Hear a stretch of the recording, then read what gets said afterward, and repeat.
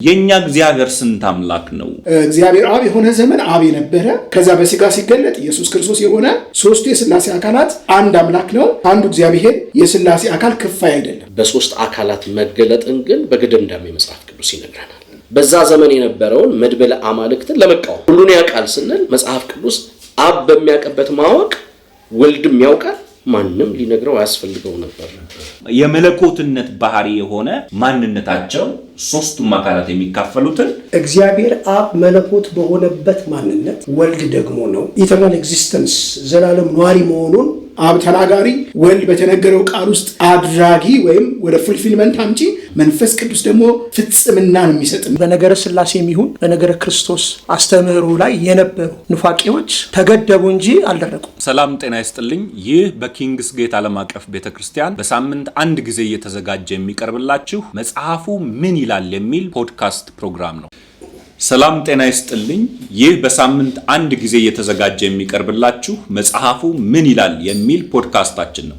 ይህ ፖድካስት በኪንግስ ጌት ዓለም አቀፍ ቤተክርስቲያን እየተዘጋጀ የሚቀርብ ነው።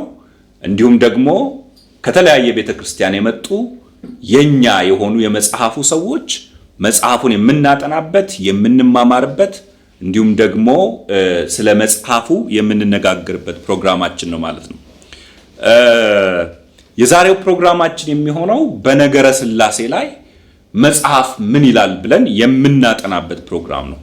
እንደምታውቁት ነገረ ሥላሴ የመጽሐፍ ቅዱሳችን ሜን የምንለው ወይም ደግሞ ዋና የምንለው ዶክትሪን ነው። በታላላቅ ቤተክርስቲያኖች የታመነ እውነተኛ የሆነ ትምህርት ነው። ይሄንን ትምህርት ደግሞ በመጽሐፉ የምንፈትሽበትና የምናይበት ነው የሚሆነው የዛሬው ፕሮግራማችን ማለት ነው። የመጀመሪያው የመወያያ ሐሳባችን የኛ እግዚአብሔር ስንት አምላክ ነው የሚል ቤዚክ የሆነ ጥያቄ ነው። የኛ እግዚአብሔር ስንት አምላክ ነው? ይሄንን የውይይት ሐሳብ በመጽሐፉ ትንታኔ እንድትሰጥልን ዳንዬ ጠይቃለሁ። መጽሐፉ ምን ይላል? መጽሐፉ ምን ይላል? መጽሐፉ ምን ይላል? መጽሐፉ ምን ይላል?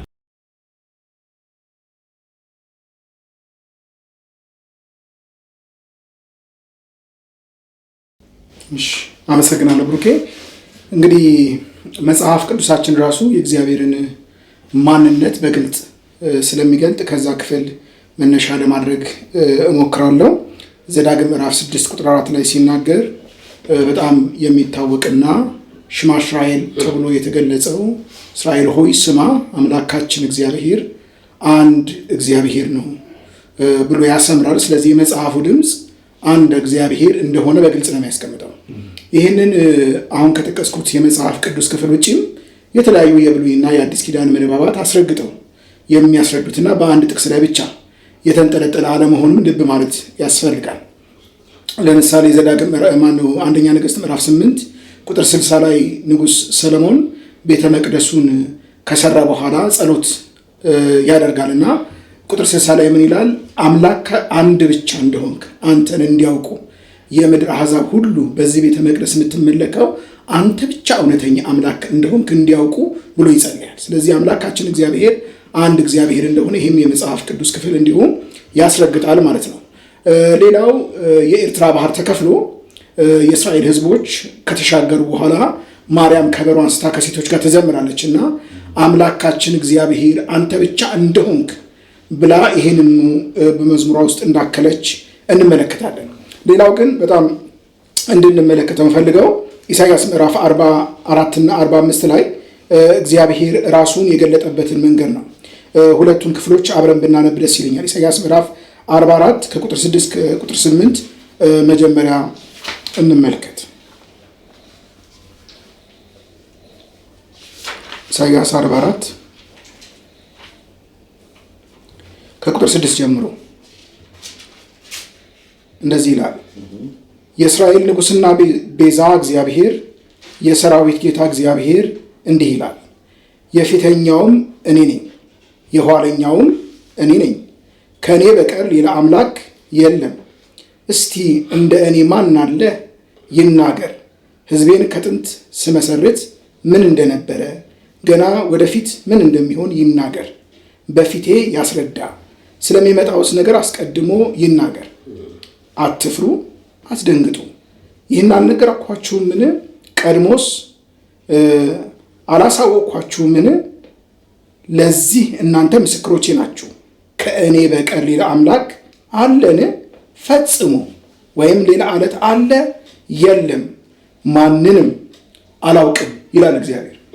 ይሄ የእግዚአብሔር ድምፅ ነው። ስለዚህ ከእኔ ውጭ ሌላ አምላክ የለም።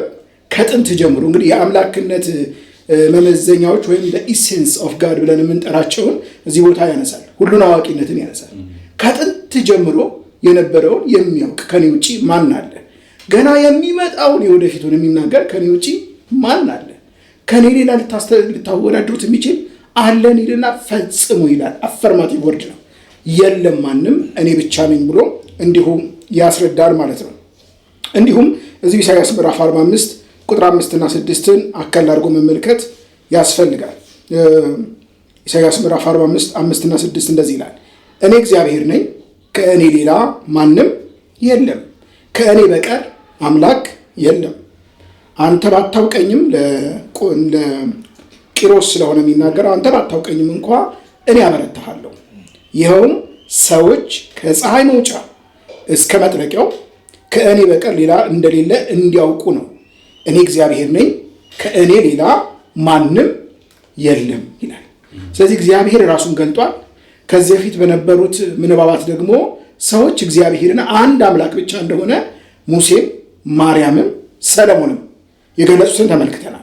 ስለዚህ በብሉይ ኪዳን እግዚአብሔር አንድ ነው የሚለው ነገር በጣም በተደጋጋሚና ጽኑ እውነት ሆኖ እንደተገለጠ ከመጽሐፍ ቅዱሳችን እናነባለን።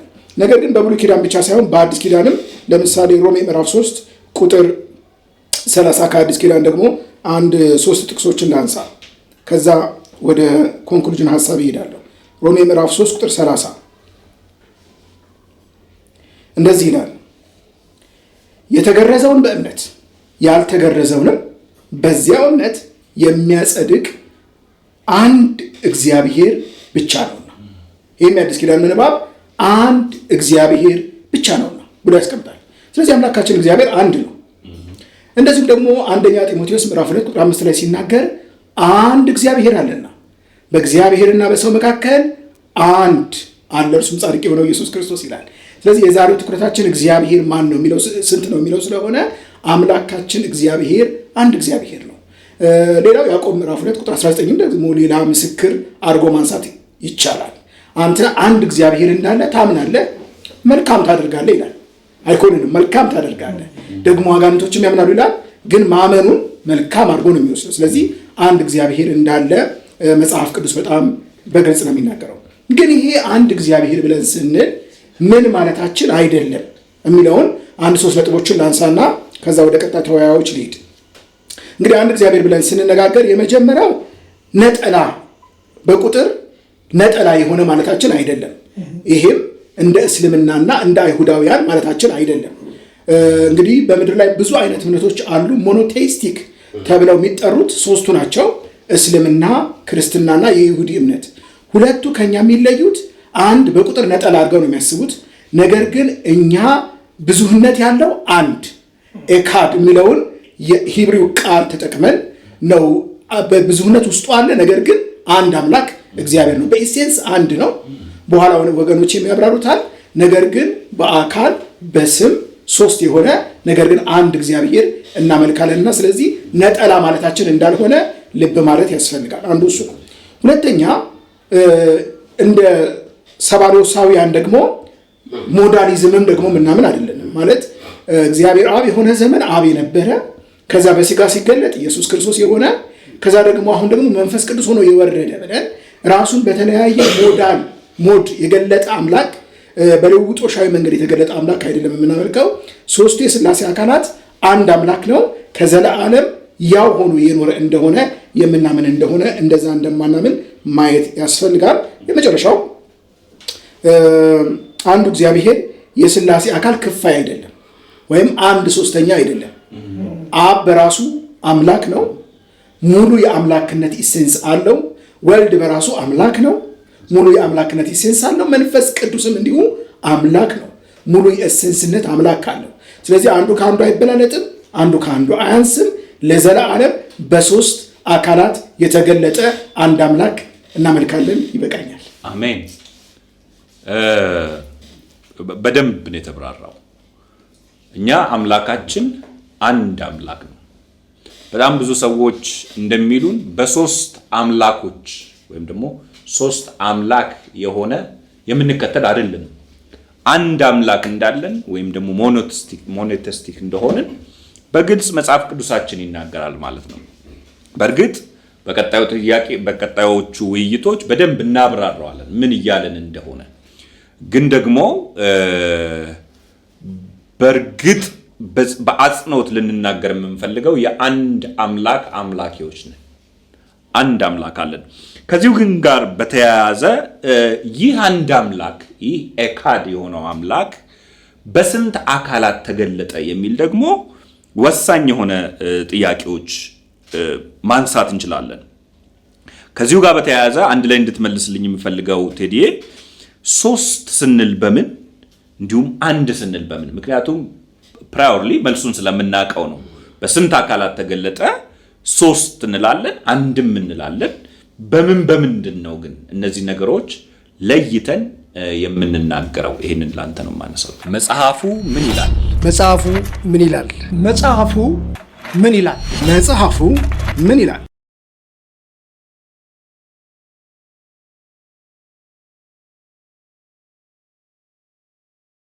እሺ ብሩክ አመሰግናለሁ። እንደው ዳኒ ላይ ለማከል አይደለም፣ ግን እንደ መነሻ ምንድነው ግን ራሱ የሥላሴ ጽንሰ ሐሳብ የሚለውን ነገር ዝም ባነሳ ደስ ይለኛል። እውነት ነው ብዙዎች ጥያቄ ከሚያነሱት ነገር አንዱ ሥላሴ የሚለው ራሱ ስያሜ መጽሐፍ ቅዱሳዊ ነው አይደለም የሚለው ራሱ አርጊውመንት ላይ የወደቀበት ጊዜ እንደነበር ታስታውሳላችሁ። ነገር ግን ቃል በቃል ሥላሴ የሚለው ቃል መጽሐፍ ቅዱስ ውስጥ ባይኖርም ነገር ግን መጽሐፋችንን ስናጠና የሥላሴ ጽንሰ ሐሳብ ወይም ደግሞ ቅድም ዳኒ በገለጠው የአንድ አምላክ ማንነት በሶስት አካላት መገለጥን ግን በግድምዳሜ መጽሐፍ ቅዱስ ይነግረናል። ለምንድን ነው ቅድም ዳኒ ያነሳቸው የኢሳይያስ መጽሐፍቶች ላይ ኤምፋሲስ የተሰጠው አንድ አምላክ የሚባለው ሲባል በእስራኤል ማህበረሰብ በተለይ ደግሞ ዙሪያዋን የከበባት የአሕዛብ አማልክቶች የፖሊቴይዝም አማኞች ወይም ደግሞ መድብለ አማልክትን ያመልኩ የነበሩ ማህበረሰቦች ስለነበሩ አንዳንዶች ባላቸው አምላክ ላይ ተጨማሪ አምላክን እየጨመሩና እየደረቡ የሚሄዱ የብዙ አማልክት አምላኪዎች ስለነበሩ እስራኤልን እግዚአብሔር ሲለያት ለአንዱ ለእግዚአብሔር የተለየችና አንዱን እግዚአብሔር እንድታመልክ ኤምፋሲስ ለመስጠት ነው። እንዲያውም አንድ ነው የሚለው ሥላሴን ወይም ደግሞ አዲስ ኪዳን ላይ አሁን የተነሳውን ጽንሰ ሐሳብ ለመቃወም ሳይሆን በዛ ዘመን የነበረውን መድብለ አማልክትን ለመቃወም የተጻፈ የነ ኢሳይያስም ኢንቴንሽን ሌሎቹ ማለት ነው። አሁን ለምሳሌ ብዙ ጊዜ የሞኖቴስቲክ እምነት ያላቸው ሰዎች አንድ ላይ አይደለም ወይ ዘዳግም ምዕራፍ 6 ቁጥር 1 ሽማ እስራኤል ሽማ የሚለውን ፓርቲ ያነሱና አምላካችን አንድ አምላክ ነው ይላሉ። እያለ ያለው ለማን ነው? ኦዲየንሱን አውዱ ምንድን ነበር የሚለው ለማን ነበር በዛ ዙሪያ ይነገር የነበረው ብለን ስናስብ እግዚአብሔር በሶስት አካላት ውስጥ የተገለጠውን አንዱን እግዚአብሔርን ሳይሆን ጥቅሶቹ ኦፖዝ እያደረጉ ያሉት ከእስራኤል መንግስት ውጪ ያመልኩ የነበረው እግዚአብሔር እቀናለሁ ቀናተኛ ነኝ ብሎ ራሱ ለእስራኤል ሥርዓት አድርጎ የነገረውን የአሕዛብን አማልክት ይሄ መልቲ የነበረውን አመለካከትና አምልኮን መቃወም። ወደ ሥላሴ አስተሳሰብ ስንመጣ ለመጀመሪያ ጊዜ የሥላሴን ጽንሰ ሐሳብ ወይም ደግሞ ቃልን ይሄ ትሪኒቲ ወይም ትራዩኒቲ የሚለውን እሳቤ ጽንሰ ሐሳብ ያመጣው እነ ተርቱሊያን ናቸው። ከ160 ዓመት በኋላ ያለ ሂደት ነው። በቸርች ፋዘርስ ጊዜ የመጣ ነው። ግን ዝም ብለው ነው ወይ ያሉት ሲባል ይሄ አስተሳሰብ ሞር የተገለጠው አዲስ ኪዳን ላይ ኢየሱስ ክርስቶስ ወደ ዓለም ከመጣ በኋላ መገለጫዎች ስለነበሩ ስለታዩ የታዩበት ነገር ደግሞ ቀደም ኤሰንስ የምንለው የመለኮት ባህሪ ይታይበት ስለነበረ የተላከው ዝም ብሎ ሚካኤል እንዳልተላከ የተላከው ተራ አካል እንዳልተላከ ራሱ የእግዚአብሔር አይደንቲቲ ወይም ደግሞ የእግዚአብሔር በውስጡ ያለ ኤሰንስ ያለው አምላክ እንደተላከ ሲረዱና አምላክና ጌታ ነው ማለት ሲጀምሩ ኦኬ ስለዚህ እግዚአብሔር ራሱን የገለጠበት አካላት አሉት ማለት ነው የሚባል መገለጫዎች እንዳሉት ታሰበ ማለት ነው። ከዛ በኋላ የሆነው ነገር ምንድነው? እልፍ ሲል የኒቅያ ጉባኤ በኢየሱስ ክርስቶስ ዴይቲ ላይ ጥርጥር ተነስቶ የእስክንድሪያው አሪዮስ ጥያቄ ባነሳ ጊዜ ክርክር 318 ሊቃውንቶች ተቀምጠው ሲነሱ ከደነገጉት ነገር አንዱ ኢየሱስ ክርስቶስ ፍጹም ሰው ፍጹም አምላክ ነው የሚለው ነገር ሲደነገግ ከሥላሴ አካል አንዱ እግዚአብሔር ወልድ ነው የሚለው ኤምፋሲስ እንዲሰጥና አሪዮስም ውግኡዝ ተብሎ ከጉባኤ የተገለለበት እንዲሆን አደረገ ማለት ነው። የኢየሱስ ቀጣይ ታሪካዊ ነገር የምናገኘው 381 ላይ ነው የምናገኘው። እሱ የኮንስታንቲኖፕል ክሪድ ብለን የምንጠራው የኮንስታንቲኖፕል ስብሰባ ነው። በዛ ስብሰባ ውስጥ ደግሞ መንፈስ ቅዱስ ዝም ብሎ ኃይል ብቻ አይደለም። መንፈስ ቅዱስ የሆነ ነገር ያደርጋል፣ ይገፈትራል፣ የሆነ ኃይል ነው፣ ያንቀሳቅሳል። ግን እንዳይባል የሚያዝን ስሜት ያለው ፈቃድ ያለው ራሱ አምላክ የሆነ ፈጣሪ የሆነ እንደሆነ ድንጋጌ የተፈጠረና መንፈስ ቅዱስ ራሱ ከሥላሴ አካል አንድ ነው፣ አምላክ ነው መባል ተጀመረ። ስለዚህ ቴዎሎጂያይዝ እየተደረገ እየተቀነነ እንዲመጣ መጥቷል ማለት ነው። ከዚህ በመነሳት አንድነትን ዳኒ በዚህ መንገድ ከገለጠ በሶስት አካላት የተገለጠ አንድ አምላክ እንላለን እንጂ በምንም ተአምር እያንዳንዳቸው አምላክ የሆኑ አማልክት አሉን እያልን ግን አይደለም። ለምንድን ነው እንደሱ ማንለው? አንዱን መለኮታዊ ባህሪ በእያንዳንዳቸው ውስጥ ያለ ነገር ግን በግብራቸው በስማቸው ግን ተነጣጥሎ መጽሐፍ ቅዱስ ላይ ቀርቦ ስላለ ነው። ምሳሌ እናንሳ። የመጀመሪያው በኢየሱስ ክርስቶስ መወለድ ጉዳይ ላይ እንኳን ብንመለከት የመንፈስ ቅዱስ ሚና ራሱን የቻለ ነበር። የኢየሱስ መምጣት ራሱን የቻለ ነበር። አብ ማዘጋጀቱን ለማርያም ሄደ ነው። አንቺ በእግዚአብሔር የተወደድሽ ነሽ ተብሎ ካንቺ የሚወለድ ቅዱስ የእግዚአብሔር ልጅ ይባላል እና መንፈስ ቅዱስ ደግሞ ኦቨርሻዶ ያደርግሻል ይላታል ማለት።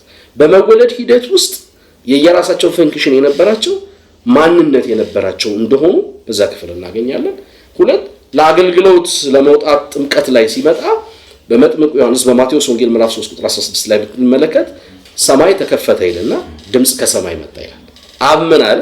በእርሱ ደስ የሚለኝ የምወደው ልጄ እሱ ነው፣ እሱን ምን በሉት ስሙት ሲለው ወልድ የት ነው ያለው?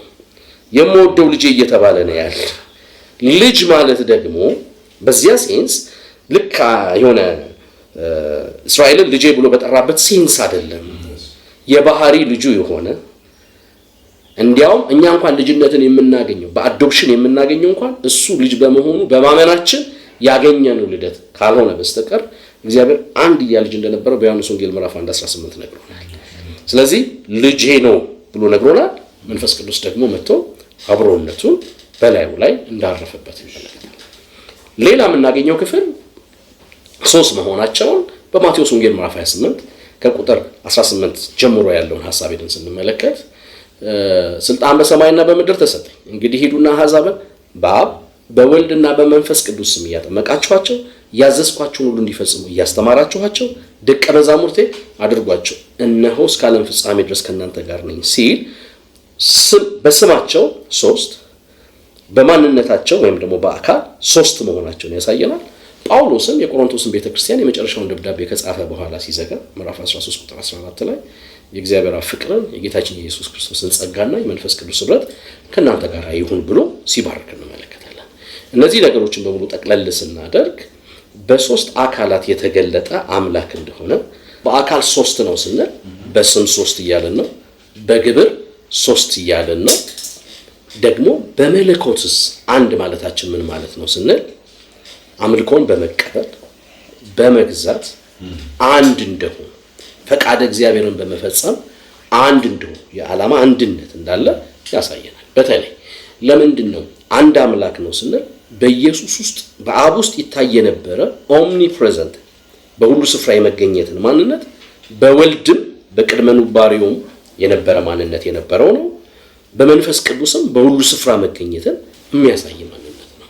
ሁሉን ያውቃል ስንል መጽሐፍ ቅዱስ አብ በሚያውቅበት ማወቅ ወልድም ያውቃል፣ ማንም ሊነግረው አያስፈልገው ነበር፣ ሁሉም ያውቃቸው ነበር ይላል።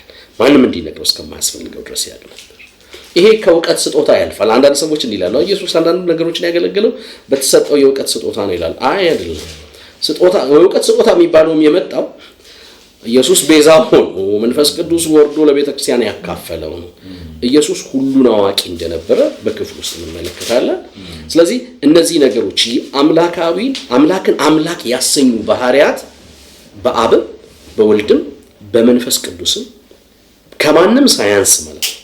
ይሄ በእነሱ ውስጥ ስለታየ በሶስት አካል የተገለጠ አንድ አምላክን አምላክ የሚያሰኝ ኤሰንስ ነበራቸው የሚለውን ነገር አጽንኦት መስጠት እንፈልጋለን። ያ ማለት ኦንሊ ጂሰሶችን እንደምሳሌ ባነሳ አብ የኖረበት ዘመን አለ።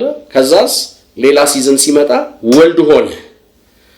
ወልድ ደግሞ ቆይቶ ከዛ መንፈስ ቅዱስ ሆነ የሚል ሞዴሊስቲክ የሆነ ሳይሆን አብ በነበረበት ዘመን ሁሉ ወልድ ነበር።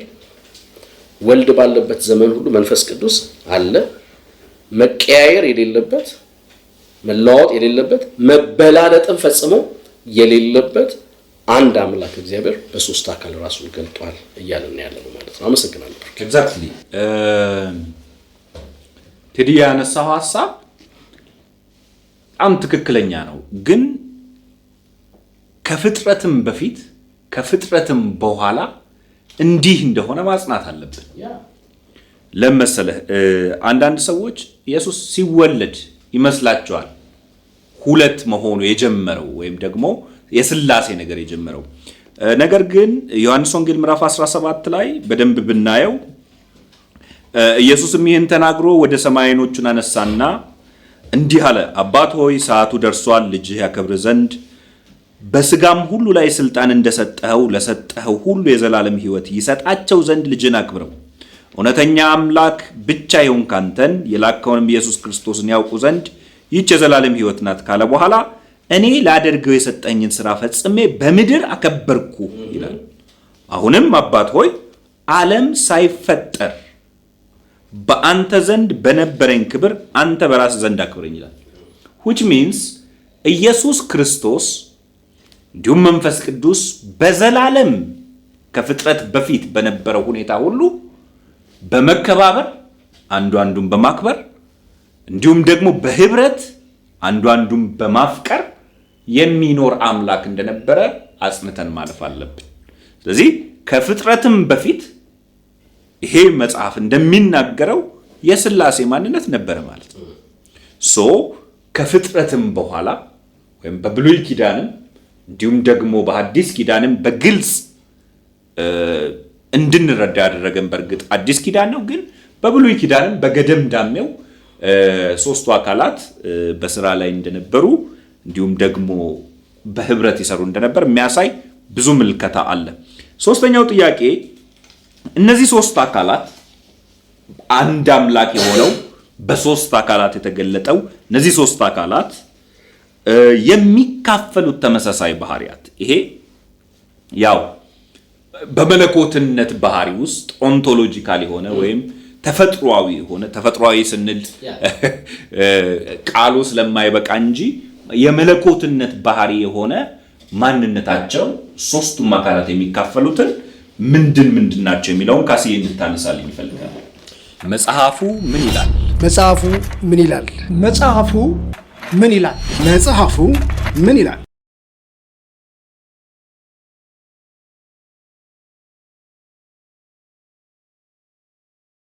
ታንኪዩ ብሩኬ፣ በጣም ጥሩ ርዕሰ ጉዳይ ነው እያየን ያለ ነው። ሥላሴ እንግዲህ ከፍጥረት በፊት መኖሩን የሚያሳዩ በርካታ በትኩረትም እንድናስተውል የሚያደርጉ በርካታ መጽሐፍ ቅዱሳዊ መሰረቶች አሉት እና አንዱ እግዚአብሔር አንዱ መለኮት በሶስት አካላት ተገልጧል ስንል የመለኮት ሙላቱ በሶስቱም አካላት ውስጥ ሳይከፋፈል ሳያንስ ሳይሸራረፍ እግዚአብሔር አብ መለኮት በሆነበት ማንነት ወልድ ደግሞ ነው፣ መንፈስ ቅዱስ ደግሞ ነው የምንለው ማለት ነው። ነገር ግን መለኮት ስንል መለኮትነቱን የሚያረጋግጡልን በትንሹ አራት ካራክተሪስቲክሶች ወይ ደግሞ ኢሴንስ። በነገራችን ላይ ኢሴንስ ስንል ባህሪ ብለን ልንወስድ እንችላለን፣ እሴት አድርገን ልንወስድ እንችላለን፣ የአንድ ነገር ፋውንዴሽን አድርገን መውሰድ እንችላለን። ስለዚህ ሶስቱም ከአንዱ የመለኮት ሙላት ተመሳሳይ መለኮትነትን በፍጹም ሳያንስ በእኩልነት እግዚአብሔር መለኮት በተባለበት የመለኮት ሙላት ወልድ ነው፣ መንፈስ ቅዱስ ነው ማለታችን እንደሆነ ሊሰመርበት ይገባል። ሶስቱም አንዱን መለኮት የመለኮት ባህሪ ይካፈላሉ። እንግዲህ አንደኛው ኢሟቲ መሆኑ ነው። አንደኛው የኢሴንሱ ኢሟቲ ወይም ኢተርናል ወይንም ኢተርናል ኤግዚስተንስ ዘላለም ኗሪ መሆኑን የሚያሳይ ነው። ዘላለም ኗሪ መሆኑን ስንል ጊዜ ከመጀመሩ የጥንት ዘመን ደግሞ ዘመን ከተጠቀለለም በኋላ የሚቀጥል እንደሆነ እኛ በተሰጠን አይምሮ ወስነን ገድበን በዚህ በኩል ለማለት የሚያስችል ምንም ነገር የለንም። ጊዜ ከመጀመሩ በፊት አጽናፋት ከመታሰባቸው በፊት ጀምሮ ከአባቱ ጋር ወልድም በህብረት በትሪኒቲ አንድነት ውስጥ እንደነበሩ ያሳያል።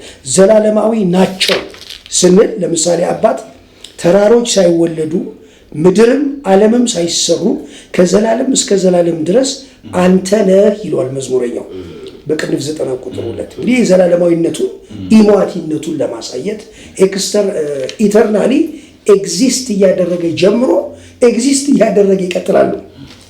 በወልድ በኩል ደግሞ በዮሐንስ ወንጌል ምዕራፍ 1:1-5 ላይ በመጀመሪያ ቃል ነበረ፣ ቃልም በእግዚአብሔር ዘንድ ነበር ይላል።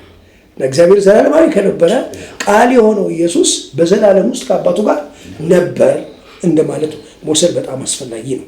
መንፈስ ቅዱስን ደግሞ እንደዚሁ በዕብራውያን 9:14 ላይ የጊደር አመድ ስጋን ከማንጻት የሚቀድስ ከሆነ ነውር የሌለው ሆኖ በዘላለም መንፈስ ራሱን ለእግዚአብሔር ያቀረበ የክርስቶስ ደም እንዴት ይልቅ ሕያዋን እግዚአብሔርን ልታመልኩት ከሞተ ስራችሁ ሕሊናችሁን ያነጻ ይሁን ይላል። ይህም እንደዚሁ ከዘላለም በፊት መኖሩን በዘላለም መንፈስ ራሱን ለእግዚአብሔር ያቀረበ በሚለው ገለጻ ውስጥ በትክክል ዲፋይን ማድረግ ይቻላል። ሁለተኛው ደግሞ ኦምኒሳይንስ የምንለው ነው። ሁሉን አዋቂነቱ ኦል ኖዊንግ መሆኑን ማሳየት ነው። ሁሉን አዋቂነቱ እግዚአብሔር ውስጥ በተቀመጠው የመለኮት እውቀቱ ወልድም መንፈስ ቅዱስን መገኘቱን የሚያረጋግጥ ነው። ለምሳሌ እግዚአብሔር አባትን ሲናገረው ምን ይላል? በአንደኛ ዮሐንስ ምዕራፍ 3 ቁጥር 20 ላይ እግዚአብሔር ከልባችን ይልቅ ታላቅ ነውና ሁሉን ያውቃል ይላል። ኦል ኖዊንግ ነው፣ በፊቱ የተሰወረ የለም፣ ሁሉን ያውቃል። እግዚአብሔር ወልድን ደግሞ በዮሐንስ ወንጌል 21:17 ላይ ጴጥሮስን ማዘነና ጌታ ሆይ አንተ ሁሉን ታውቃለህ። ኢየሱስ ወልድ ልክ እንደ አባት እንደ እግዚአብሔር ሁሉን አዋቂነቱን እናሰምራለን። መንፈስ ቅዱስን ደግሞ በአንደኛ ቆሮንቶስ ምዕራፍ 2:10 ላይ የእግዚአብሔርን ጥልቅ ነገር እንኳን ሳይቀር ሁሉን ይመረምራል ተብሎ ተገልጧል። ስለዚህ ሁሉን አዋቂነቱን ማስመር ያስፈልጋል። እነዚህ የምዘረዝራቸው ኢሴንስ ስለ አምላክነታቸው የሚያረጋግጡ ዋና ነገሮች ናቸው። እነዚህን ያሟሉ ስለሆኑ ነው መለኮት ብለን የምንጠራቸው። ሶስተኛው በሁሉ ስፍራ የሚገኝ ኦምኒፖተንት ነው። ምንም ነገር አይከለክለውም፣ ምንም ነገር አይገድበውም። በሁሉ ስፍራ በአንድ ጊዜ የመገኘት አይደንቲቲ አለው። መለኮት ከሆነ በአንድ ቅጽበት በአንድ ሰከንድ ሁሉ ቦታ የመገኘት ካራክተሪስቲክስ አሉ። ለምሳሌ እግዚአብሔር አብን ከዚህ ተነስቶ በኤርምያስ 23:24 ላይ ሲናገር ሰው በስውር ቢሸሽግ እኔ አላየውምን? ሰማይና ምድርንስ የሞላሁ እኔ አይደለሁም ይላል እግዚአብሔር ይላል። ስለዚህ በስፍራው በአንድ ሰዓት በአንድ ጊዜ በሁሉም ስፍራ መገኘቱን ያረጋግጣል። ከእግዚአብሔር ወልድ አንጻር እግዚአብሔርም ወልድ በሁሉም ስፍራ በአንድ ጊዜ የመገኘቱን እውነት ማቴዎስ 28:20 እነሆም እኔ እስከ ዓለም ፍጻሜ ድረስ ሁል ጊዜ ከእናንተ ጋር ነኝ ይላችሁ። በተለያየ ጊዜ የተለያየ ቦታ መገኘቱን ያሳያል። መዝሙር 139:7 እግዚአብሔር መንፈስ ቅዱስም ተመሳሳይ ኢሴንስ እንዳለው የሚያሳይ ከመንፈስህ ወዴት እሄዳለሁ? ከፊትህስ ወዴት እሸሽጋለሁ? ወደ ሰማይ ቦታ አንተ በዚያ፣ ወደ ሲኦልም ብወርድ አንተ በዚያ አለህ እያለ በሁሉ ስፍራ የጌታ መንፈስ ቅዱስ ወይንም እግዚአብሔር መንፈስ ቅዱስ በሁሉ ስፍራ መገኘቱን አረጋግጦ የዚሁ የኢሴንሱ ተካፋይ እንደሆነ ያረጋግጣል። ሌላው ቅድም ኦምኒፕሬዘንት ነው ያለው፣ አሁን ደግሞ ኦምኒፕሬዘንስ። ቅድም ኦምኒፖተንት ነው፣ በሁሉ ስፍራ መገኘት ነው። አሁን ደግሞ ሁሉን የሚችል አድርገን እንወስዳለን። ከእግዚአብሔር አባት አንጻር በዘፍጥረት ምዕራፍ 17 ቁጥር 1 እግዚአብሔር ለአብርሃም ተገለጠለትና እኔ ኤልሻዳይ ነኝ፣ በፊቴ ተመላለስ፣ ሁሉን ቻይነቱን የሚያሳይ ሁሉንም ቻይነቱን የሚያረጋግጥ ነው። ከእግዚአብሔር ወልድ አንጻር እንደዚሁ ማቴዎስ 28:18 ላይ ኢየሱስም ቀረበና እንዲህ ብሎ ተናገራቸው፣ ስልጣን ሁሉ በሰማይና በምድር ተሰጠኝ። ሁሉን ማድረጉ ነው። ስልጣን ብዙ ጊዜ ኤክስኪዩሽንን ያሳያል ወይንም ይገልጻል። እግዚአብሔር መንፈስ ቅዱስን ደግሞ ዘካርያስ 4:6 ላይ በመንፈሴ እንጂ በኃይልና በብርታት አይደለም ይላል የሰራዊት ጌታ እግዚአብሔር። እንግዲህ እግዚአብሔር መንፈሱን እውቅና ከሰጠው እሱ በሁሉ ቦታ እንደሚገኝ መንፈሱም እንደሚገኝ ማስተዋል እንችላለን። እና እነዚህ አራቱ በዋናነት ሲጠቀሱ ሌሎችም አሉ። ለምሳሌ በቅድስና ይገለጣል፣ በፍቅር ይገለጣል፣ በእውነት ይገለጣል። እነዚህ በተጨማሪነት የምናያቸው ኢሴንስ ሲሆኑ መለኮታዊ ኢሴንስ ሲሆኑ፣ በዋናነት ግን እነዚህ አራቱ ኢማቲ መሆኑ፣ በሁሉ ስፍራ መገኘቱ፣ ሁሉን ቻይነቱና ሁሉን አዋቂነቱ በዋናነት መለኮት ለሆነው ለእግዚአብሔር ኢሴንስ ተደርጎ ይወሰዳል። በእነዚህ አራቱ የጠቀስኳቸው ኢሴንሶች በአብ ውስጥ የመገኘታቸውን ያክል ሳይሸራረፍ ወልድ ነው ብለን ስናስብ የሚያንስ ማንነት ሳይሆን በዛው ልክ ኢየሱስ ውስጥ በዛው ልክ አንዱ የመለኮት ሙላት በመንፈስ ቅዱስ ውስጥ ራሱን መግለጡ አንድ አይነት ባህሪ መካፈላቸውን ከጥያቄው አንጻር ያስረዳል። እዚህ ድረስ ካልኩ በቀየር ታንኪ ቦኪ። መልካም ድንቅ ገለጻ ነው። ያው የመለኮት ባህሪያት በመለኮት ዓለም የራሱ ብቻ ናቸው፣ የሚካፈለው አይደለም። ምናልባትም ደግሞ ምንም አይነት ሽርፍርፍ ሳይኖረው ሁል ጊዜ የሚገለጥ ነው። ይሄንን በጣም መረዳት እንዳለብን አስባለሁ። ምን ማለቴ ነው? አንዳንድ ጊዜ ሰዎች የመለኮት ባህሪያትን ከአንዳንድ ልዕለ ተፈጥሯዊ ባህሪያት ጋር ሲያቀላቅሉት እናያለን። ለምሳሌ መላእክቶች በፍጥነት ቦታ ቀይረው በቦታ ሊገኙ ይችላሉ። ምን ማለቴ ነው? እግዚአብሔር ጋር የነበረ በእግዚአብሔር ፊት የነበረ መልአክ ወደ ማርያም ተልኮ ሲመጣ፣ ወደ ዳንኤል ተልኮ ሲመጣ የፋርስ አለቃ ሲከለክለው ምናምን እናያለን። እነዚህ መላእክቶች ሙቭመንት እንዳላቸው ከአንድ ስፍራ ወደ አንድ ስፍራ እንደሚሄዱ ማሳያዎች ናቸው። ይሄ የመላእክቶች ልዕለ ተፈጥሯዊ ባህሪ ነው። በቅጽበት ወደ አንድ ቦታ ሊሄዱ ይችላሉ። የእግዚአብሔር ግን በሁሉ ቦታ ሞልቶ መገኘት እንደሆነ በጣም አጽንተን መናገር አለብን። ሁሉን ማወቅ መሆኑ ደግሞ ምንም ከሱ የተሰወረ አንዳንድ ሰዎች ሁሉን ማወቅን ከመገለጥ ጋር ሲደባልቁት አይቼ ስለማወቅ ነው። ሰዎች በመገለጥ አንዳንድ ነገር ሊያውቁ ይችላሉ። ለምሳሌ እነ ጳውሎስ ያውቁ ነበር በመገለጥ፣ እነ ኤልያስ ያውቁ ነበር በመገለጥ። የእግዚአብሔር ግን መገለጥ አይደለም፣ ባህሪ ነው። የሚያውቀው ባህሪው ስለሆነ ነው፣ ተገልጦለት አይደለም። ይሄንን በእርግጥ አጽንተን ልንናገር ይገባል። ለአንዳንድ ደግሞ ክፍተት ያለባቸው መረዳቶች እነዚህ ነገሮች ግልጽ አድርገን እንለፍ ከሚለው አንጻር ነው። ሌላው ከተግባር አንጻርስ እነዚህ ሶስት አካላት ከተግባር አንጻር ቅድም እንዳነሳ ነው በተለያየ ዳይሜንሽን ተገልጧል። ስለዚህ ይሄንን ከተግባር አንጻር በተለያየ ዳይሜንሽን መገለጣቸውን ከፍጥረትና ከማዳን አንጻር፣ ምክንያቱም ትልቁ የእግዚአብሔር ስራ መፍጠር እንዲሁም ማዳን ስለሆነ ከፍጥረትና ከማዳን አንጻር የተገለጡበትን አሰራር ዳንኤል እንድትነግር እንፈልጋለሁ። መጽሐፉ ምን ይላል? መጽሐፉ ምን ይላል? መጽሐፉ ምን ይላል? መጽሐፉ ምን ይላል?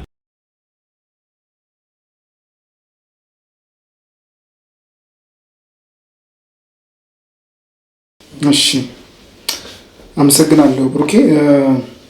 እንግዲህ ሶስት ስንል ቅድም ቲሪሻ እንዳነሳው በስም በአካልና በግብር ነው የምንለው።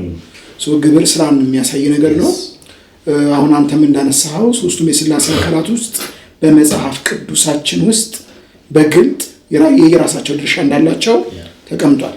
በነገራችን ላይ ነገረ ሥላሴ ትንሽ ስፍራ ያለው ጉዳይ አይደለም። በመጽሐፍ ቅዱሳችን ውስጥ ዛሬ ዘፍጥረት ምዕራፍ 1 ስናነብ ነገረ ሥላሴ አለ።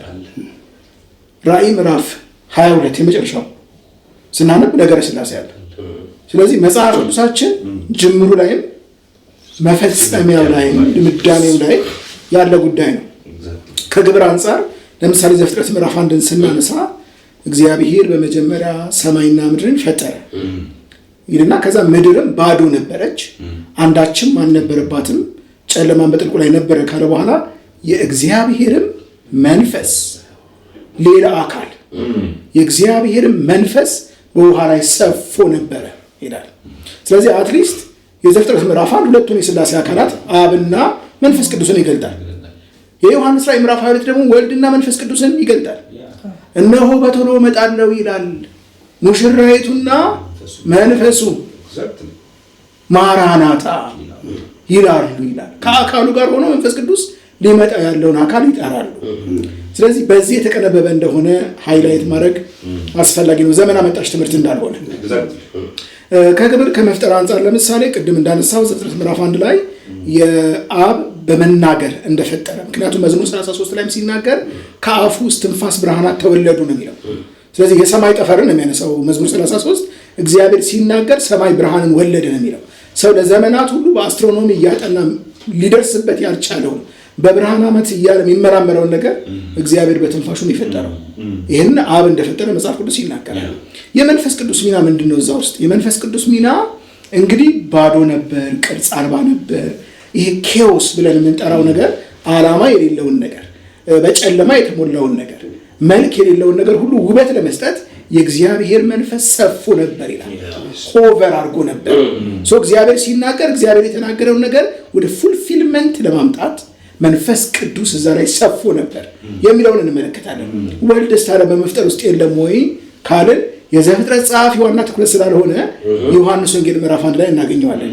ዮሐንስ ወንጌል ለምን ይላል? በመጀመሪያ ቃል ነበረ፣ ቃልም በእግዚአብሔር ዘንድ ነበረ፣ ቃልም እግዚአብሔር ነበረ፣ ሁሉ በእርሱ ሆነ፣ ከሆነውም አንዳችስ እንኳ ያለ እርሱ አልሆነም ይላል። ስለዚህ ኢየሱስ ክርስቶስ የሁሉ ነገር ፈጣሪ እንደሆነ መጽሐፍ ቅዱሳችን ይናገራል። እንዲሁም ቆላስይስ ምዕራፍ 1 ላይ ይህን አጽርቶ ይናገራል። የሚታዩት ቢሆኑ የማይታዩት፣ ዙፋናት ቢሆኑ ኃይላት፣ ጌትነት ያለው ቢሆን የሚመጣው ሁሉ በእርሱ ተፈጥሯል። እርሱ ደግሞ ከፍጥረት ሁሉ በፊት በኩር ነው ይላል። ስለዚህ ኢየሱስ ክርስቶስ ፈጣሪ እንደሆነ የሁሉ መገኛ እንደሆነ መጽሐፍ ቅዱሳችን አበክሩ ይናገራል ማለት ነው። ስለዚህ አብ ተናጋሪ፣ ወልድ በተነገረው ቃል ውስጥ አድራጊ ወይም ወደ ፉልፊልመንት አምጪ፣ መንፈስ ቅዱስ ደግሞ ፍጽምናን የሚሰጥ እንደሆነ በፍጥረት ውስጥ እናያለን። በተመሳሳይ መንገድ ነገረ ድነትንም ስናይ አብ አቃጅ ነው፣ አብ ላኪ ነው። መጽሐፍ ቅዱሳችን በግልጽ ነው የሚናገረው። ዓለምን ሁሉ የወደደው አብ ነው ይላል አይደለም? መጽሐፍ ቅዱስ ሲናገር በእርሱ የሚያምን ሁሉ የዘላለም ሕይወት እንዲኖረው እንጂ እንዳይጠፋ እግዚአብሔር አንድያ ልጁን እስኪሰጥ ድረስ ዓለምን እንዲሁ ወዷል። ስለዚህ ወደደ፣ አቀደ፣ ልጁን ላከ። ይሄ የአብ ድርሻ ነው። ነገር ግን መጥቶ የሞተልን ደግሞ አብ አይደለም። መጽሐፍ ቅዱሳችን እንደሚናገረው በግልጽ ያንን የታቀደውን እቅድ እኔ በስላሴ ውስጥ ያለው ሚስጥር እጅግ ከሚያስገርሙኝ ነገሮች አንዱ ይሄ ነው። አቃጁ አብ ሆኖ ያንን እቅድ ግን የፈጸመው ኢየሱስ ነው። ለዚህ ነው የፊልጵስዩስ ምዕራፍ 2 ላይ ሲናገር በእግዚአብሔር መልክ ሲኖር ሳለ ከእግዚአብሔር ጋር መተካከል መቀማት እንደሚገባ ነገር አልቆጠረውም። ሎጂካሊ ካሰብከው እኮ አንድ ሰው እቅድ ካቀደ እሱ ነው ሊያከናውነው ይገባል ተብሎ የሚታሰበው። ነገር ግን አብ ያቀደውን በኢሴንስ ቅድም በተባባልነው ነገር አንድ ሳያንስ ኢየሱስ ክርስቶስ አኮምፕሊሽ ለማድረግ ፈቃደኛ ሆነ። ከዛ በሰው ምሳሌ ተገኝቶ ራሱን ባዶ አደረገ፣ እስከ መስቀል ሞት ድረስ የታዘዘ ሆነ። ደህንነቱን የፈጸመው ደግሞ ኢየሱስ ነው። ኦኬ፣ አብ አቀደ፣ ወልድ ደህንነቱን ፈጸመ። መንፈስ ቅዱስስ? መንፈስ ቅዱስ ቤተ ክርስቲያን እንድትወለድ ኢየሱስ ክርስቶስ ባረገ ጊዜ አይደለም? ዮሐንስ ወንጌል ምዕራፍ 7 ላይ ምን ይላል? ጌታ ኢየሱስ በታላቅ ድምፅ ጮኸ አይደል? ማንም የተጠማ ቢኖር ወደ እኔ ይምጣና ይጠጣ፣ መጽሐፍ እንደሚል የሕይወት ውሃ ወንዝ ከሆዱ ይፈልቃል የሚለውን ከተናገረ በኋላ ዮሐንስ ያብራራል በጽሁፉ ከሌሎች ወንጌላት በተለየ። ይህንንም የተናገረው ይላል በእርሱ የሚያምኑት ሊቀበሉት ስላላቸው ስለ መንፈስ ቅዱስ ተናገረ። ኢየሱስ ገና ስላልከበረ መንፈስ ቅዱስ አልወረደም ነበር ይላል። ኢየሱስ ከፍ ከፍ ሲያደርግ ከአብ ተቀብሎ መንፈሱን አፈሰሰው። ስለዚህ ኢየሱስ ክርስቶስ የሰራውን ድነት ደግሞ ሰዎች እንዲቀበሉት፣ ምክንያቱም ከመንፈስ ነው የምንወለደው አይደለም? በአዲስ ልደት ስንታጠብ መንፈስ ቅዱስ ነው ዳግም የሚወልደን። ያንን ደግሞ በህይወታችን ፍጹም የሚያደርገው መንፈስ ቅዱስ ነው።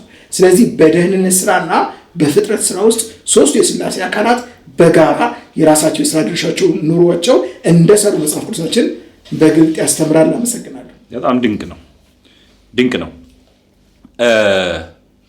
የሥላሴ አካላት የተለያየ ስራ ወይም ደግሞ በግብር በተለያየ መንገድ እንደሚሰሩ መጽሐፍ ቅዱሳችን በግልጥ ነው የሚናገረው።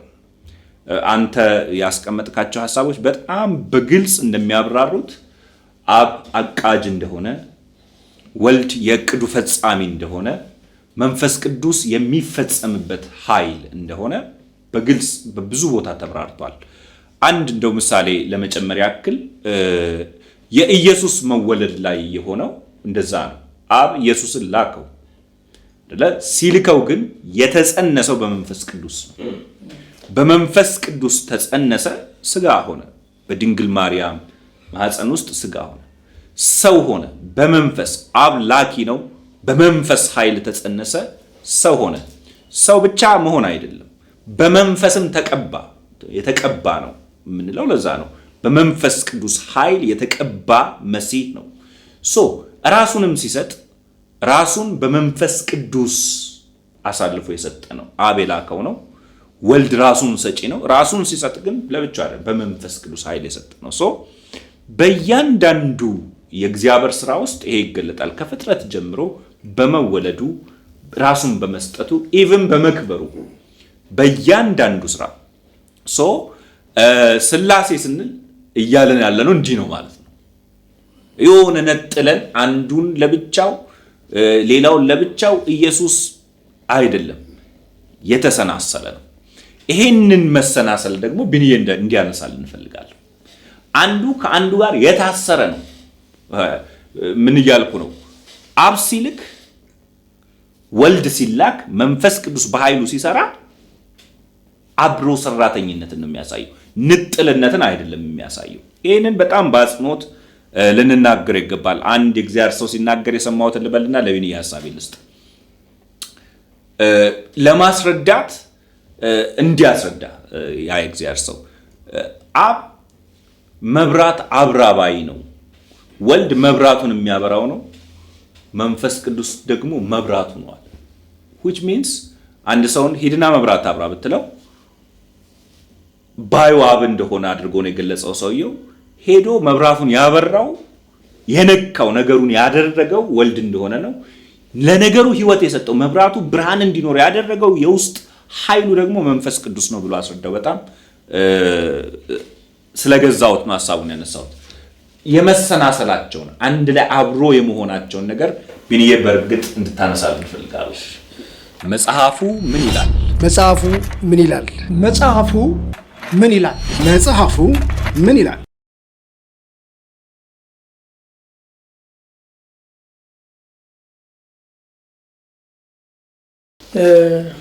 ይሄኛው አገልግሎት እንዲህ እያሰብኩ ነበር። አሁን ይሄኛው አገልግሎት በመንፈስ ቅዱስ እየተመራን የምንቀርብበት አገልግሎት ነው እና በዚህ ጊዜ አሁን ታውቃላችሁ በነገረ ሥላሴ የሚሆን በነገረ ክርስቶስ አስተምህሮ ላይ የነበሩ ኑፋቄዎች ተገደቡ እንጂ አልደረቁም። በጊዜው የነበሩ ጉባኤዎች የመጀመሪያው ጉባኤ የኢየሩሳሌሙ በ50 የነበረው የኒቅያም የኤፌሶንም ሌሎችም ጉባኤዎች አራቱም ጉባኤዎች ይህንን ነገር ገደቡት እንጂ አላደረጉትም። ዞሮ ዞሮ አሁንም ኑፋቄ አለ። ለምሳሌ እነዚህ ግኖስታካውያን የሚባሉ አሩሳውያን የሚባሉ ሰልባሶኒያውያን የሚባሉ ንስጥሮውያን የሚባሉ ሌሎችም ተገደቡ። በዛን ጊዜ የነበረው እነዚህ ጉባኤዎች ይህንን አስተምሮ ኑፋቄ ገደቡት እንጂ አላደረጉትም። ስላለ ነው አሁንም እንዲህ አይነት አስተምህሮዎች ስቲል አሉ። በዚህም የሚወሰድ ትውልድ ስቲል አለ። ስለዚህ ይህንን ነገር በጣም ረገጥ አድርገን እንድንናገር እንደገና እንድናሳስብ መንፈስ ቅዱስ ነው ይህንን ያመጣው ብዬ አምናለሁ። የእምነታችን ትክክለኛነት የምናመልከውን አምላክ ከማወቅ ጋር በጣም ይያያዛል። ስለዚህ ነው ስለ ነገረ ሥላሴም ሆነ ስለ ነገረ ክርስቶስ በሚገባ መማር ያለብን። እነዚህ ጉባኤዎች የነገጓቸውና ያስተላለፏቸው በትክክል ያስቀመጧቸውን ነገሮች መሰረት እናደርጋለን። መጽሐፉን ከጻፉ የቀደሙት አባቶች ቀጥሎ እነዚህም ደግሞ ያንን በማጽናት በጉባኤያቸው በጣም ጥልቅ ውይይት አድርገው ባለፈውም ስናነሳ እንደነበረው በሌሎች ርዕሶቻችን ላይ ሰውን ለማዳን በሆነ መልኩ ትልቅ ስራ ሰርተዋል። አሁንም መልእክታችን እዛ ላይ ነው ማለት ነው። ሥላሴ የሚል ቃል ሰለሰ ወይም ሶስት አደረገ ካሉ የግሪክ ግስ የወጣ ሲሆን ትርጉሙ ሶስትነት ማለት ነው። እንዴት አድርገው ያቀርቡታል? ልዩ ሶስትነት የሚል ይሄ ማለት ሶስት ሲሆን አንድ ሲሆን ሶስት የሚለውን ለማብራራት እግዚአብሔር ራሱን በሶስትነት የገለጠ አንድ አምላክ ነው። አሁን ቅድም እንደተሰመረበት ማለት ነው። እግዚአብሔር በአንድነቱ የሚታወቅባቸው ስሞች አሉ። ለምሳሌ ፈጣሪ፣ አምላክ፣ ጌታ፣ መለኮት፣ እግዚአብሔር ጸባዖት፣ አዶናይ፣ ኤልሻዳይ። የሶስትነቱ ስሞች ደግሞ አብ፣ ወልድ፣ መንፈስ ቅዱስ እና ሥላሴ በባህሪ አንድ ናቸው የምንለው በመጽሐፍ ቅዱስ ውስጥ የተቀመጡ ሀሳቦች አሉ። ባህሪ ማለት ምንነትን የሚያሳይ ነው። ስለ ሥላሴም ስለ አንድነቱም ሆነ ስለ ሶስትነቱ ስናነሳ የምናነሳው ማንሳት ስለምፈልግ ማለት ነው። የእግዚአብሔር ባህሪያት ብለን ስንጠቅስ ግን ለፍጥረቱ የሚያካፈለውና ያላካፈለው ደግሞ ባህሪ አለ። ለምሳሌ በሁሉ ስፍራ መገኘት ያላካፈለው ነው። ቅድም ፓስተር ካስ ሲያነሳ ሁሉን ቻይነቱ፣ ሁሉን አዋቂነቱ፣ ዘላለማዊነቱ የእርሱ ብቻ የሆኑ ባህሪያት ወይም የአንዱ አምላክ ራሱን በሶስትነት ለገለጠው አምላክ መገለጫ የሆኑ ናቸው። አብ፣ ወልድ፣ መንፈስ ቅዱስ በዚህ አንድ ናቸው።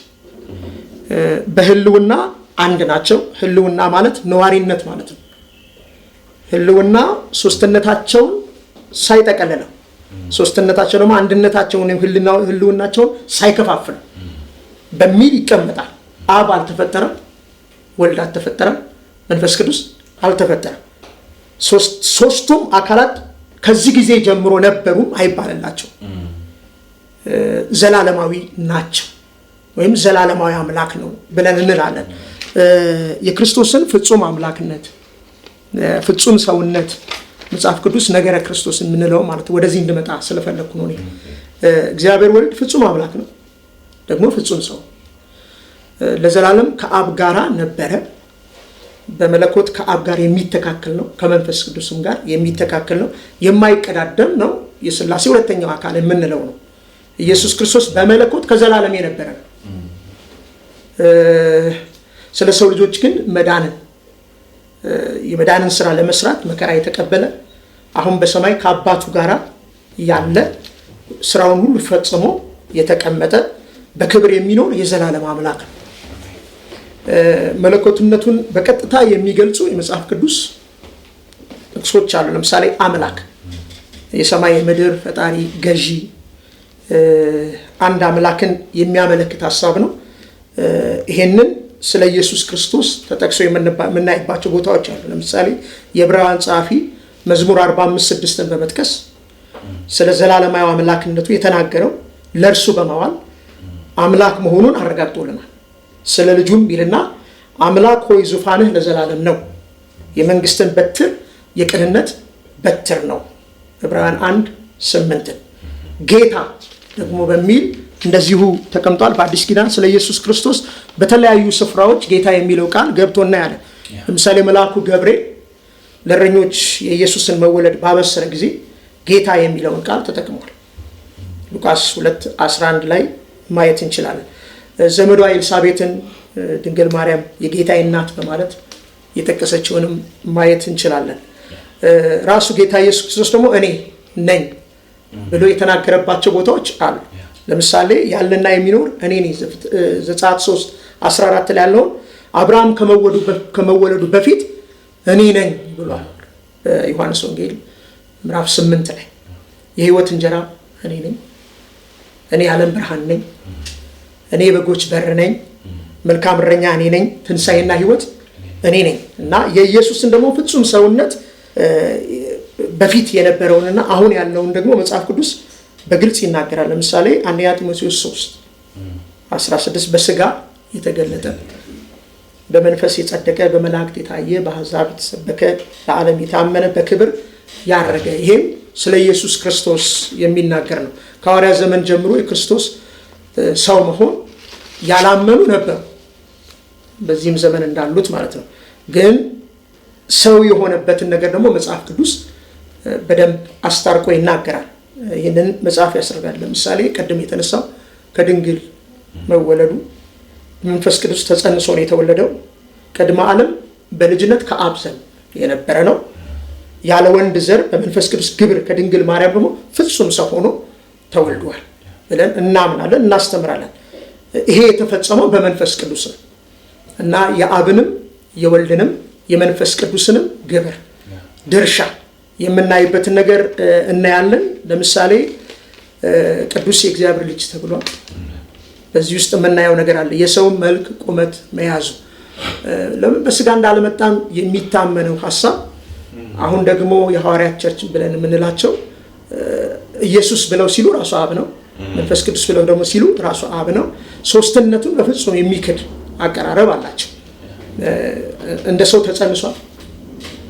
እንደ ሰው የመወለጃ ወራቱን ጠብቆ ነው የተወለደው። ይሄ የኢየሱስን ሰውነት ደግሞ የሚያሳይ ነው። ሌላው ኢየሱስ ሰብአዊ አእምሮና ነፍስ ነበረው። ነፍሴ ተጨነቀች ብሎ ሲላል ነፍሴንም እሰጣለሁ ደግሞ ፊልም ሲልም እናያለን። ስለ ሕያው ነፍሱ ለማስረዳት ዮሐንስም ይህን ጠቅሷል። ኢየሱስ ራሱ ሰው መሆኑንም ደግሞ ራሱ ተናግሯል። የሰው ልጅ የሰው ልጅ የሰው ልጅ በማለት በጣም በመደጋገም እንደተናገረ እናያለን። የእግዚአብሔር ልጅ ፍጹም ሰው የመሆኑ አስፈላጊነት ግን በጣም መሰመር አለበት። ለሰው ልጆች ድነት ነው። የሰው ልጆች ድነት እንዲያገኙ እርሱ በአምላክነቱ ስቃይንም ይሁን መገረፍንም ይሁን መሰቀልንም ይሁን መሞትንም ይሁን መወለድንም ገንዘቡ ሊያደርግ አይችልም፣ ባህሪው ሊያደርግ አይችልም። ሰው መሆን ነበረበት። ለምን? የደህንነት ስራ እንዲሰራ። ስለዚህ ፍጹም አምላክ ፍጹም ሰው በምንልበት አስተምህሮ ይሄ እንዴት እንደተሳሰረ ይሄ በመያያዝ እንዴት የሰው ደህንነት እንደተፈጸመ እንመለከታለን። የክርስቶስ ሰብአዊ ባህሪ ወደ መለኮታዊ ባህሪ አድጎ አይደለም። መለኮታዊ ባህሪውን ደግሞ ትቶ ሰውነትን ብቻ ይዞ አይደለም። አዳነን ስንል እየነጣጠልን አንልም፣ በአምልኳችንም እየነጣጠልን አናደርግም። እና በሰው ልጆች መዳን ላይ በጣም ትልቁ ከኔ ሌላ አዳኝም የለም ብሎ ማዳን የሚችለው መለኮት ብቻ ነው። መለኮት ደግሞ ለማዳን መድማት፣ መሰቀል፣ መከራ መቀበል፣ የህማም ሰው መሆን ደግሞ አይችልም። ስለዚህ ይሄንን የሚፈጽምበት ትልቁ ሚስጥር ሰው መሆኑ እና በጣም በዚህ አቅጣጫ በደንብ ሊነገር ይገባል። እኔ በዚህ አጋጣሚ አንድ ነገር ማንሳት እፈልጋለሁ። የቤተ ክርስቲያንን አገልግሎት ወይም አሁን አገልግሎቱን የሚሰጡ የክርስትና የመጀመሪያ ትምህርት ብለን የምንለው በተለምዶ ደግሞ የደህንነት ትምህርት የምንለው ላይ በጣም በደንብ በሚገልጽ መልኩ በሚተነትን መልኩ የደህንነት ማስተማሪያዎቻችን እንደገና መፈተሽ መቻል አለባቸው። ነገሩ የሚጀምረው እዚህ ጋር ስለሆነ የትኛውም የክርስትና መልልሳችን የክርስትና መገለጣችን መታየታችን እያንዳንዱ መልእክታችን ቢሆን ምስክርነታችን አካሄዳችን ቢሆን አኗኗራችን መሰረቱ እዚህ ጋር ነው ያለው። እዚህ ጋር የሚኖረን ቅድም ስነሳ ያልኩት ለዛ ነው። የእምነታችን ትክክለኛነት የምናመልከውን አምላክ ከማወቅ ጋር የሚያያዘው መንፈሳዊ ነገር ሁሉ ይሄንን ከማወቅ ጋር በጣም ይያያዛል።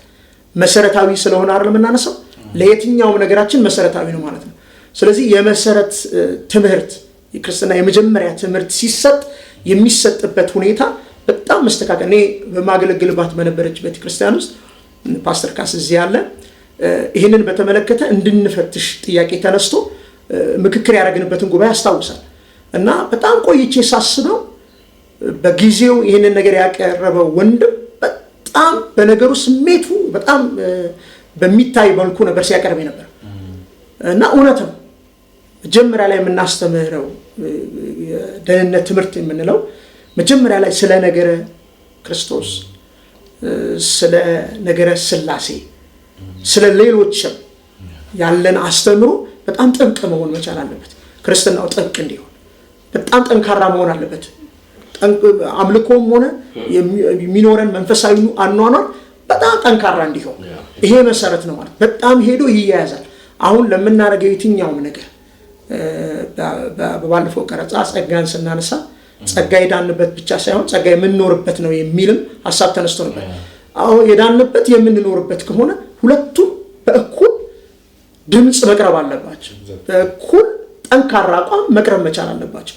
አሁንም ይሄም ሲቀርብ ልክ እንደሱ ነው እና በሰዎች ደህንነት ላይ እንደገና ደግሞ ዘላለምንም በተመለከተ በብርሃን የምንካፈለው የመጨረሻውን ርስትን በተመለከተ የአብ የወልድ የመንፈስ ቅዱስ አንድ አምላክ ስራ እጅግ ሰፊ ነው ማለት ነው። ኤግዛክትሊ ቆንጆ መግለጫ ነው ፓስተር። ያው ስላሴ ስንል አንድ አምላክ ማለታችን እንደሆነ እንዲሁ የሚሰራው ስራ ዲስቲንክት በሆነው ወይም ደግሞ ልዩነት ባለው በስላሴ አካላት ቢሰራም እንኳን የሚሰራው በአንዱ በእግዚአብሔር እስከሆነ ድረስ ሁልጊዜ መሰናሰል አለ፣ ሁልጊዜ ተያያዥነት አለ። ለምሳሌ ድህነትን ስናነሳ ድህነት በአብ የታቀደ ነው። እቅድ ሁልጊዜ የአብ ገቢር ስለሆነ ማለት ነው። ከዛ በአብ የታቀደው ነገር ግን በአብ አይደለም የተፈጸመው፣ በወልድ ወደ ፍጻሜ እንዲመጣ ወልድ መላክ ነበረበት ማለት ነው።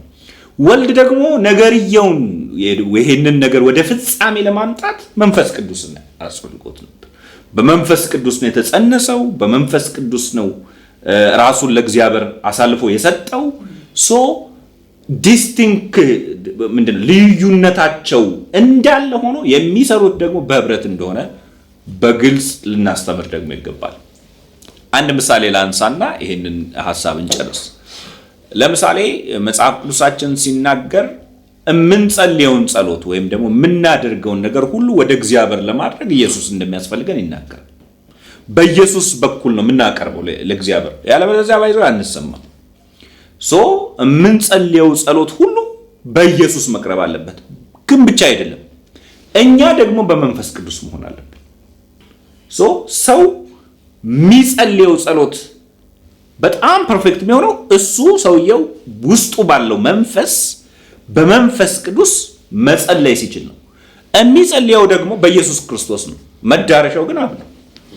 ሶ እያንዳንዷ በአማኝ በቤተ ክርስቲያን በእያንዳንዱ ሁኔታ ውስጥ የተገለጠው ነገር የአብም የወልድም የመንፈስ ቅዱስም ሱታፌ ይፈልጋል፣ ተሳትፎ ይፈልጋል።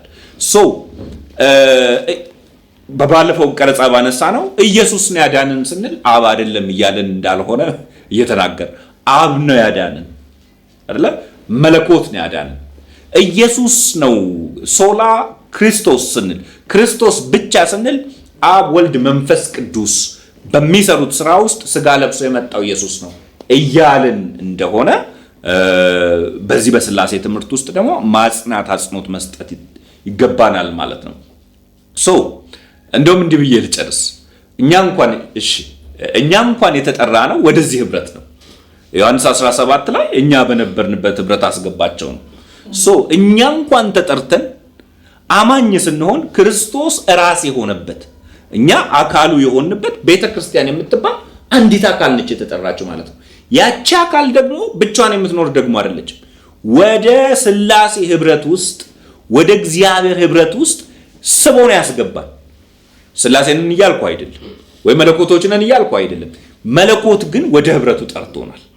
መለኮት ግን ወደ ድህነቱ ወደሚገርም የእግዚአብሔር ህልውና ስፍራ ጠርቶናል። ለዛ ነው ዮሐንስ 17 ወደ ህብረቱ የጠራን፣ እኛም ደግሞ በህብረቱ የምንኖር የታቀፍን እንደሆነን ይናገራል ማለት ነው። አካሉም ነን፣ የክርስቶስ አካሉ እሱ ራስ በሆነባት እኛ አካሉ ነን። ቴዲ ተጨማሪ ሐሳብ አለክ?